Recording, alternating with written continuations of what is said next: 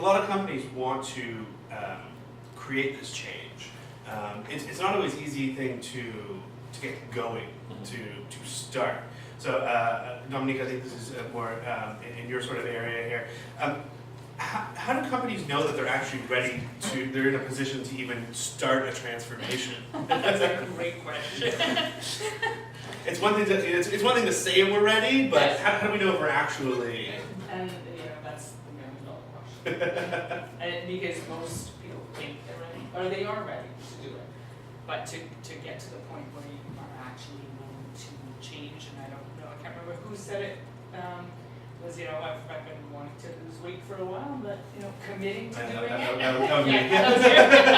That was me. Committing to doing it, so it's that commitment. So there are tools, there are assessments that can be done to see where your team is, where the organization is, and how it is ready to do it.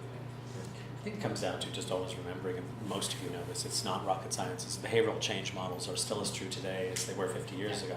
Whether you're an individual, a dyad, your partner, if any of you have raised teenagers, and also in organizations, change does not come about because I've made a cognitive decision to change. There's very simple stages. It's the cognition, the understanding of what to do. Then there's that whole attitude, motivation, willing, the isms, the unconscious attachment to the old, attachment to habit, which many of us are not aware of, all right? And that's not necessarily to blame people for being stuck with change, it's just we don't know. Then you try to change, do I know how to change? Then you maintain it. But the pullback is very strong. And this occurs in organizations, it occurs for individuals, it occurs for your partner, who is always wrong, by the way, in my case, because they're just wrong. So I think some of us have to step back and look at behavioral change models and remind that change doesn't come about because I've said it or because I've verbally articulated it. It comes about over time. It comes about with the right support. But a lot of it comes about even recognizing what are my underlying fears, doubts, concerns that may have real value in order to facilitate it. But it rarely comes about because we've made a decision to change. Is that just verbally? If I can just you can see too. Once again, I'm going to deviate from the questions a little bit. If you look at behavior change as a breakdown of three things: knowledge, motivation, and capability. You guys definitely know academic models much better than I do, but in my kind of street sense, it's do I know what to do I want to do it, and am I able to do it? And that's how we tend to look at behavior change. I'd actually start looking at what's preventing the behavior you want, as opposed to kind of going, well, it's got to trade reward and provide this new digital channel and all that. Actually step back and kind of go, what systems and people and policies are in place that actually are preventing the behavior you want? And I'll give you a great example. I was with one of your competitors, leave the colors out of it, in their digital product teams, and they, by their leadership, have been asked, we need you to start thinking holistically about the customer experience on a suite of financial products and how you can provide a financial solution as opposed to selling a mortgage. Sounds wonderful. You look at their systems, the systems don't talk to each other. So you're telling your frontline staff, behave this way, but you have systems that don't allow them to actually access it. Forget it, you can give me $1 billion bonus if I sell a mortgage. The system won't let me access insurance and systems. Now, what you hear then is people going, well, compliance or regulators don't let us do that. Okay, that's not the employee's fault. That's not their problem. That's a compliance problem. And arguably, if you say it's a regulator issue, I'd say, why are we not working with the regulators to say, why is this policy in place? And insurance, the cross-selling of insurance and banking products is a great example. We can't sell insurance attached to banking products. I, as a customer, want insurance associated to my house. So you've got customers demanding this, and we're hiding behind regulators and compliance as an excuse not to change things. When I was with HSBC in the UK, we actually just went to the regulators and changed regulation. Because also, from a customer experience standpoint, the customer's like, I don't understand what the regulators do. Use your merit, HSBC, to go talk to the regulators and change this. So, as opposed to only looking at the enablers of the behavior you want, start looking at what's actually in place that's preventing it. And I guarantee you'll find stuff there. There's some low-end, easy stuff to start. Like the chocolate bar in my cabinet, preventing me from losing weight.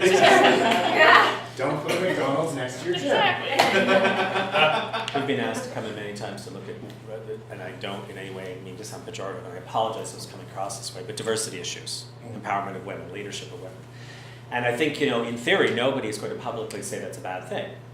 Right? And I don't believe that, honestly, most executives, particularly anyone who looks like me, think it's a bad thing consciously. But as Stuart said, there may be enablers on another level, particularly structural, how they've set up their organization, what their compensation plan is, how their leave benefits are, that are simply not, and I'm being careful how I say female-centric. That doesn't mean it's wrong, it's what they've succeeded with. I mean, the other thing is not to say bad, good. So we have to sometimes go back and think about, what is the organizational structure that might enable it not being, quote, female-centric, or might enable it not being open to a different way of thinking. It doesn't mean to judge what you have.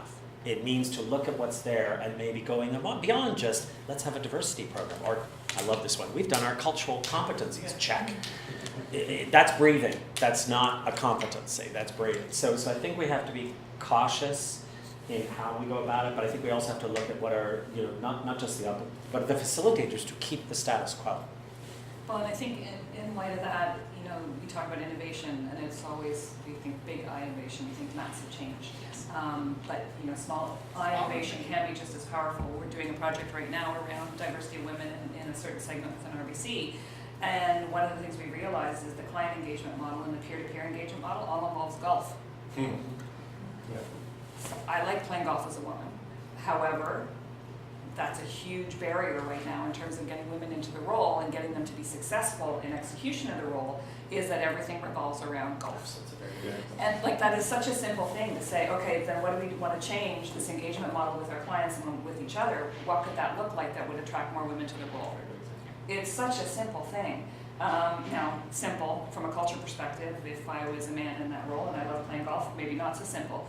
But it is that kind of small I innovation and looking for those discrete opportunities that can drive culture change versus we're going to reorg the department and suddenly more women are going to come to work here. It's really what are some of those discrete opportunities, and we talked a little bit about this yesterday, is where some of the resistance comes from is potentially the big I innovation scope. And so how do you pull back and identify some of those small deltas that you can make along the journey to get earlier wins, more impactful wins, more visible wins, to get the buy-in to do the bigger I innovation along the journey. And the smaller innovations, the smaller change will get people ready to adopt the next one. Yeah. Snowball effect. Yeah. So speaking of those getting people ready, we sort of been talking a little bit about the organization getting ready for change and how they approach it. But I also want to hit on the intrapreneurs who are coming into these companies. The companies say, we're an innovation forward company, and so they start to hire people who are like, well, innovation, I'm totally into that. I want to come in here. And once they get in there, they're sort of met with a sort of resistance or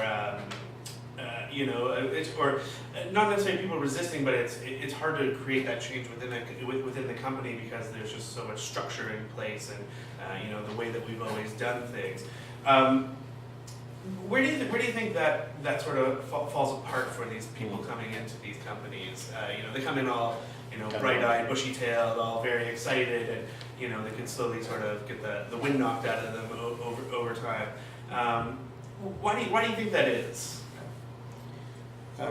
Well, I think as a narrator, I think somewhat it's the own assumptions on both sides. So it's assumptions that you've said you're ready. You've hired me to innovate. Let's go. I'm ready to act. Well, that's an assumption.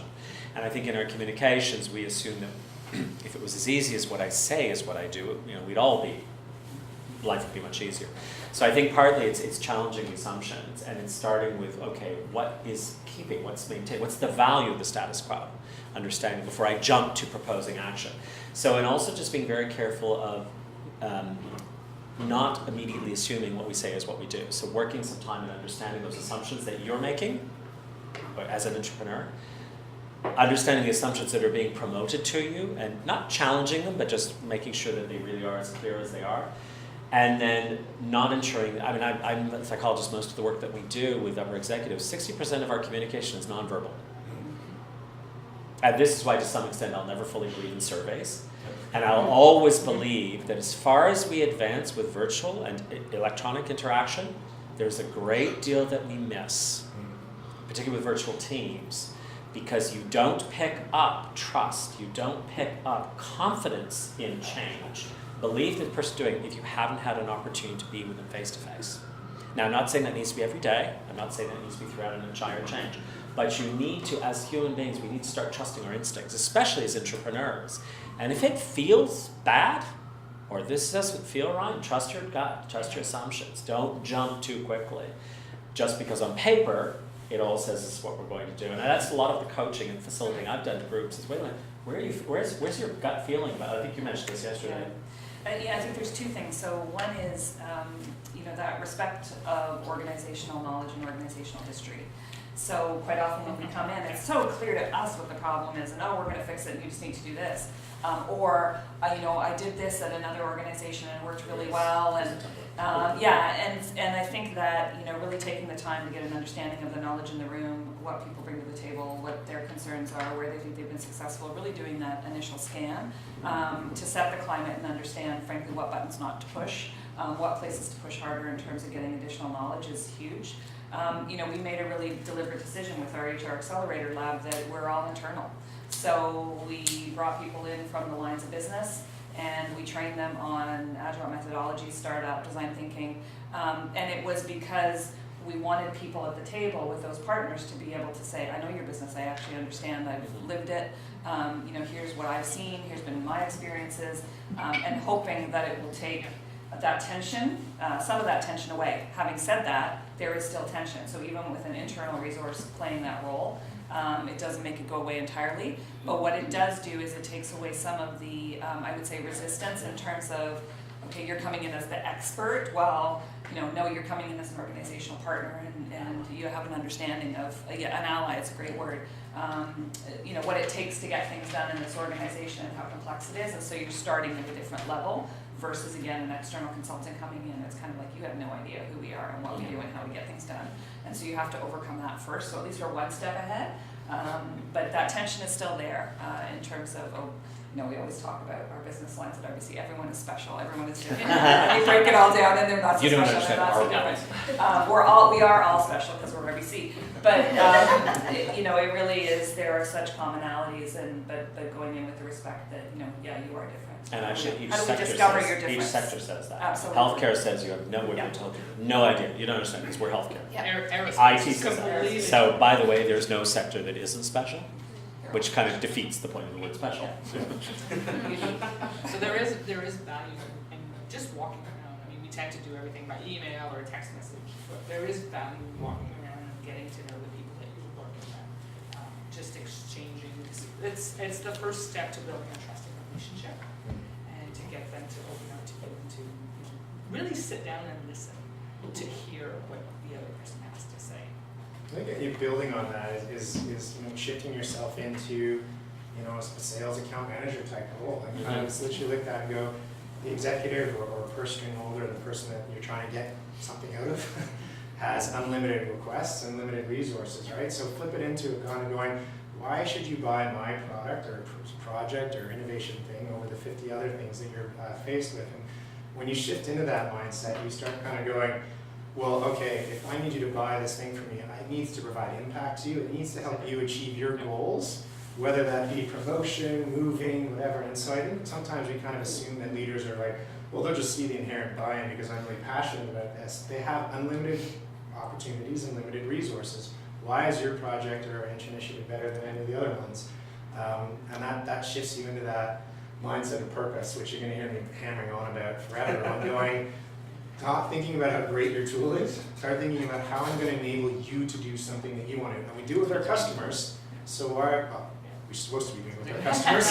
Why are we not doing it with our internal customers? But I'll challenge you on that. Yeah, please. So yes, a salesperson, but you need to also be cognizant that you might not have the full picture. You might not know what your leader is. There might be other things going on in the background that you're not privy to, and it's okay. Yeah. So you have to be ready to walk away for now. Doesn't mean you walk away forever, but you just walk away with your idea for now. Yep. Park it. And Well, and I think that's an excellent point. I started my career in sales like most of us, and I had a great mentor, and he once told me, he used to go around the team and say, who'd you call today, which clients? They're like, research and motion, this is 2001, research and motion, great, lead, blah, blah, blah, so you speak to, and someone would be like, the director of product sales, he's like, you do that again, you're fired. And people go, it's the decision maker, it's the head of product. I had a call with him. He's like, how many of his or her reports have you spoken to? How many of their influences have you spoken to? How much time do you spend not talking to the decision makers so that you can understand the decision maker better? So I think we often kind of go, I got to go straight to David Mackay with my wonderful new shiny thing, and I'm a puppy. But how many times have you spoken to all the people around and go, what's really, like, what, within confines of confidentiality, I gave you your stuff, but how can I know more about you than you know about yourself? And that's basic sales 101. So I absolutely agree with you, there's stuff you don't know, but I think that's our job, to go find that stuff out by not asking them directly. And it's hard work.